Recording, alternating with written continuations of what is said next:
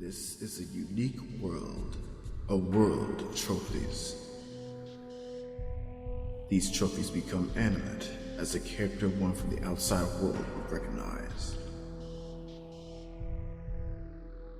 However, each character lives life differently than one would perceive of them. That is because they are both that specific character, and yet they are not. Regardless, these characters all live with one default purpose: to fight. And now, they fight each other once more in this newly created world of Brawl.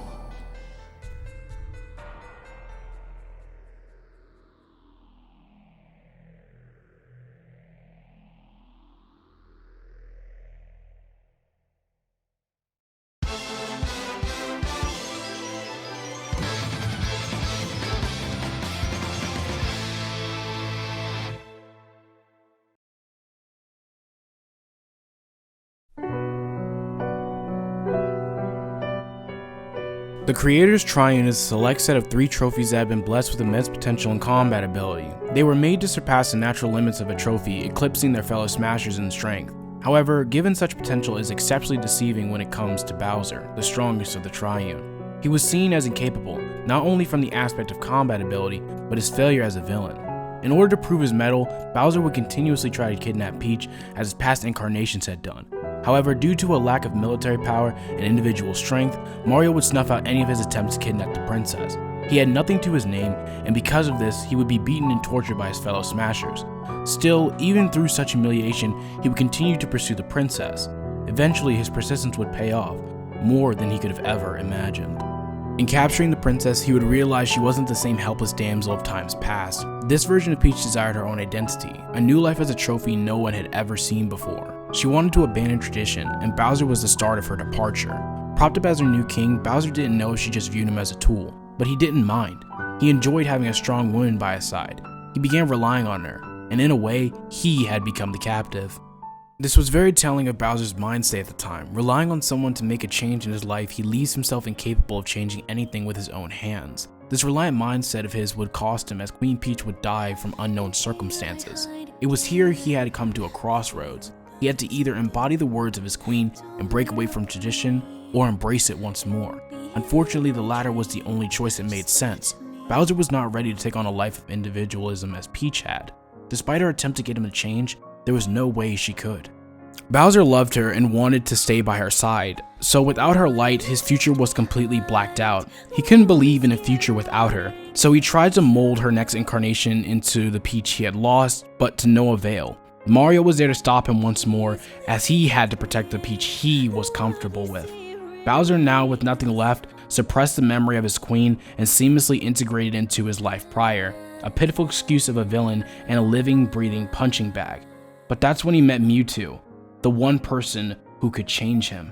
Mewtwo was the mirror to Bowser. Both having been beaten down by the world and its oppressive hierarchy, determined Mewtwo made a name for himself. Mewtwo is Bowser's ideal, the lowest of the low, being recognized and surpassing the best of the best. He, like Bowser, would have never been expected to become someone revered for their strength, so it was only natural for Bowser to ask Mewtwo to train him. Although reluctant at first, he sees himself in Bowser and decides to share what he knows with him. This is where Bowser learns that in order to gain strength, you must first stand up to the struggles that make you so weak. Mewtwo succeeds in changing Bowser where Peach failed because of his genuine understanding of him. Mewtwo knows what it's like to be treated as less than. He understands the struggles of the weak and helpless, but he also knows that you can't be coddled in order to gain strength or change. Peach treated Bowser as more of a lover who held his hand rather than an equal. Bowser needed someone to push him to change completely, and through his connection with Mewtwo he would receive that.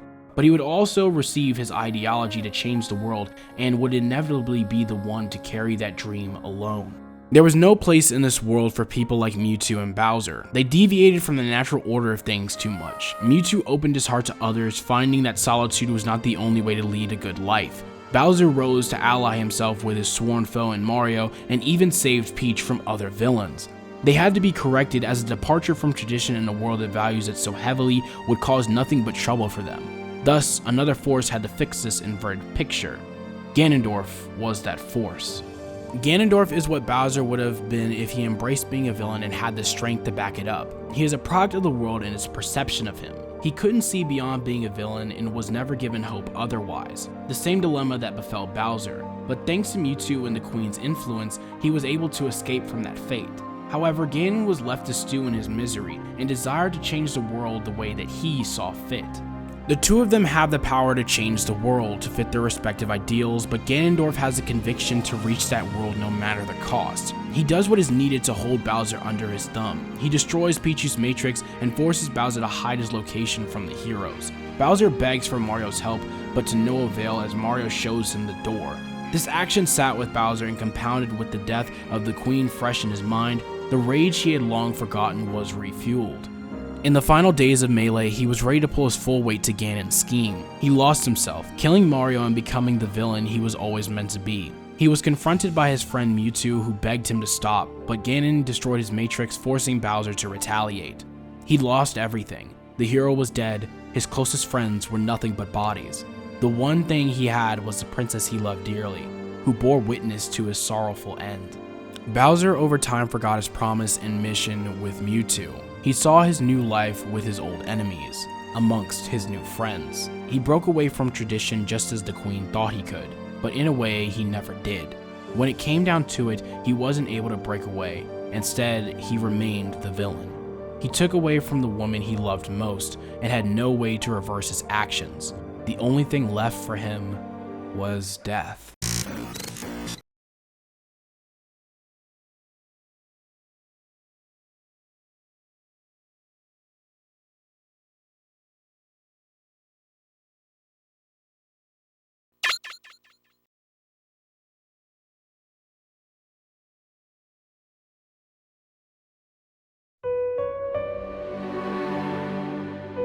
This is Bowser's new start, a place where he can thrive and make new connections with others, disconnected from his past. But does he really deserve this? It's the essential question he asks himself, and it can't be answered until he overcomes the guilt he feels for the actions he's committed. A guilt he thought could be rectified in the protection of a certain princess. Peach is the key to his atonement. He killed the one person she loved above all others, so when she clings to him, what else can he do but replace what he took? What's happening is exactly what he said would happen. Without you, the princess is all mine. Bowser sees Peach as his responsibility, and the woman that he made a widow. He gives her the strength to fight, raising her from a damsel in distress into a competent fighter. He becomes a mentor, and continues to deviate from tradition like before. However, this change is out of responsibility rather than a desire to. He begins to fill his mentorship role, especially when he teaches Meta Knight an important lesson at their exhibition match. He had never before shown any interest in helping or teaching others, but this doesn't feel out of the ordinary thanks to him being mentored himself. This change in personality led to a reaction from Peach that was bound to come. Stop trying to be like Mario.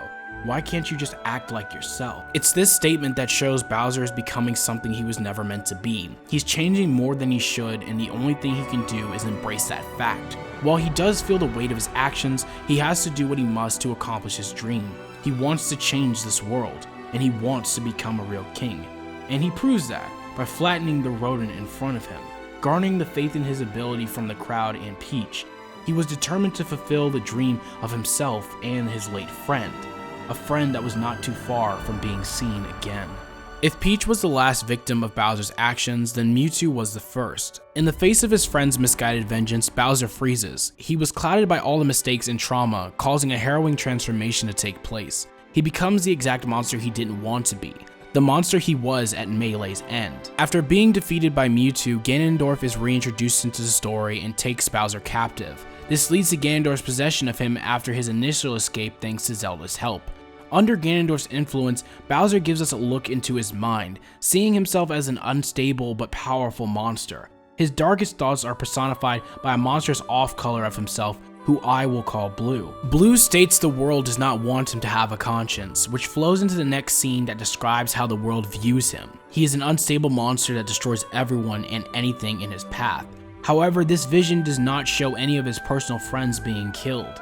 He may be willing to destroy the world, but never the people who accepted him or extended friendship to him. Bowser is incapable of being a true monster because he cherishes the people closest to him. He has a heart for things to change rather than just stay the same. Blue then asks if he's gained the right to be anything but a monster. He is implicating his actions from Melee, but this is countered by the memory of Bowser reuniting with Peach in the world of Brawl. She cries about not finding Mario and says Bowser is all she has left.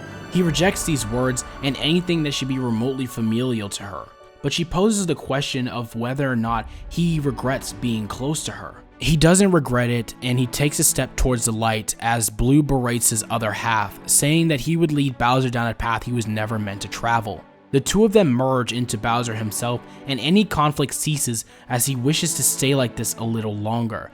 He then requests for his queen to wake him, seeing as it was thanks to her he was able to take this path in the first place. Bowser, having awakened, sees that Peach saved him, and getting down to business, asks Mario if he remembered everything, to which he confirms, and Bowser takes on Ganondorf. He then shows Ganondorf exactly why he's bottom of the tier list in Brawl, and admits that like Ganondorf, he too is afraid of something. Bowser, while under Ganondorf's possession, was at odds within himself between who he had become versus who he saw himself as. He had become strong and reliable, helping others and making a new start symbolized by white, then the monster he sees himself as, the unstoppable force of nature, a monster that cannot possess a conscience and thus no remorse for its actions, attacking indiscriminately without control symbolized by Blue. Blue, being the voice of his insecurities, continues to make Bowser second guess himself and what he had become. White offers up no rebuttal as if he's being suppressed by Bowser's rejection of his existence. It begs the question, were the mistakes and self-hatred that made Blue truly representative of who he was? Or was the hope and sentiment that made up White his true self? The truth was, they both were. The combination of Blue and White led to the manifestation of himself, as he could no longer deny the existence of either half. He accepted who he had become for the moment, and did what he had to do. Having taken care of Ganon, Bowser attacks Mario and an intense battle ensues. Their battle spirals out of control as no one can stop them, and he declares that this is how things were meant to be, telling Mario to prove he wasn't wrong in giving Peach back to him. Fortunately, before things can go too far, Sonic stops the both of them, and we get down to Bowser's motive for this sudden change. Mario berates Bowser and tries to convince everyone of his malicious intent. Mario's reasoning is bolstered as Bowser endorses all of his accusations and is open for everyone to hate him. In the midst of this exchange, Snake's group attacks and Bowser is seemingly sedated by Samus's power cannon. However, this only increases Bowser's strength and makes him more powerful than ever before. Despite Bowser admitting he was a danger to the world, his friend stepped in to defend his character. Through this, he came to understand his friend's desire to protect him and accepted their feelings, but asked them all to think this over. Bowser is taken under DDD's custody, and then everything is settled for the moment. Bowser embraced his old self to avoid confronting his actions. He cuts out the middleman and excludes himself from the world and any positive image his friends hold for him. They don't bite and reject his self-deprecating attitude, telling him that his selfish behavior is the only thing he should be ashamed of. He then comes to a realization that the world may not want him, but his friends and allies do. Although many of his actions are irredeemable in the eyes of many, they see him for who he is now, which was something he was not able to do. Bowser for the most part is left to reflect on his actions and what comes next for him and his friends. He's at a crossroads and still has to resolve the past and the relationships with people entangled in that history. Bowser was trapped in a cell of his own creation. Awaiting his sentencing, there was nothing left for him to do. However, Peach, in her desire for the truth, would have Bowser confront everything he's done. He was happy to see her resolve to find the truth and would go on to tell her everything. The truth that is being revealed to her is also being told to Mario, as Mewtwo would inform him of it. Mewtwo would then go on to make an attempt on Bowser's life that would be thwarted by Bowser's own confession. Bowser comes to terms with what he had done, and through the admission of his own mistakes was able to forgive himself. Mewtwo couldn't believe Bowser's words regarding his own death in particular, but eventually came to understand that he was the one who betrayed Bowser, not the other way around. The two would reconcile, but they are separated once more as Mewtwo's soul leaves Lucario's body, and a short fight between Bowser and Lucario takes place. DDD breaks up the fight and tells Bowser that he has to win the tournament or he will be sentenced to self-destruct.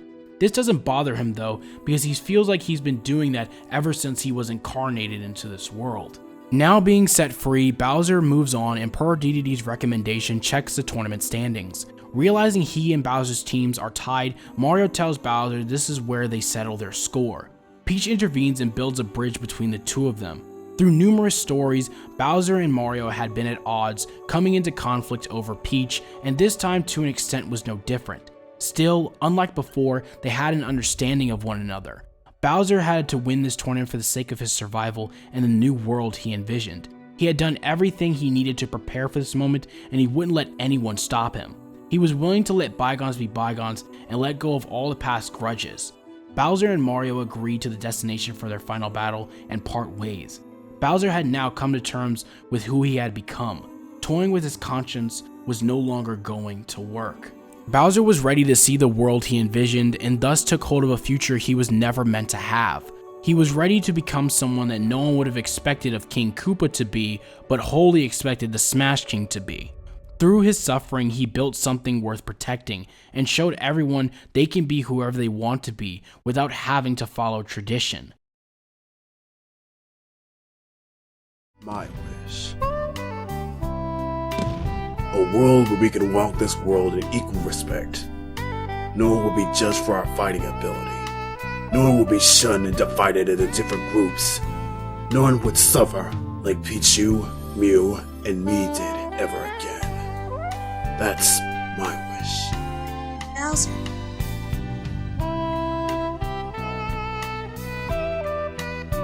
I was so stupid. This isn't Mario at all.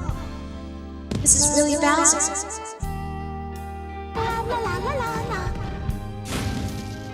This is Bowser who's with me now.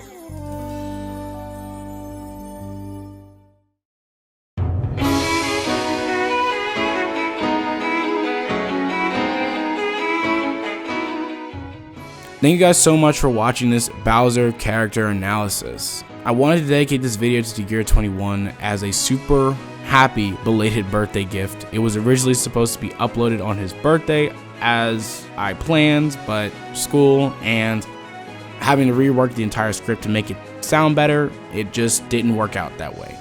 So I apologize for the late gift, but I hope that you enjoy this video and this gift from me to you.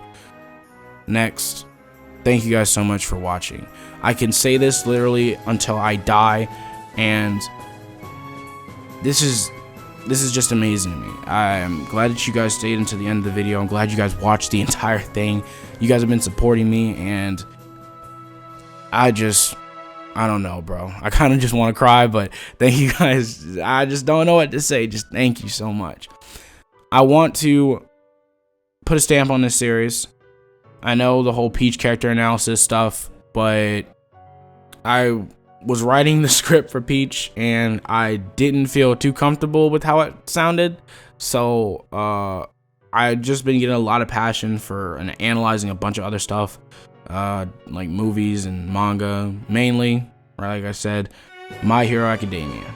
That is a 100% review that I want to do as a weekly series coming up as the start of summer. That's what I'm gonna do. That's what I'm gonna be uploading. You guys seem to like the anime and manga content that's on here already. Like the Harem video did pretty good, and so did my Takita Oma analysis. I'm glad that you guys are enjoying the content, and I hope I can make more for you. I just want to broaden my horizons to different things, and I hope you'll be along for that journey. And honestly, that's just how this series kind of pauses for a moment. I love Smash King. I still intend to do more content, and I hope that you guys will stick around to see what I make in the future. Thank you guys so much for your support. It's been amazing. Oh, I also have a playlist for this series before I say goodbye. So thank you 1,000 times, and I love you guys. I love that you support what I want to do, and I'll see you guys in the next video that I make. Please, please, please stay safe out there and have yourself a damn good one.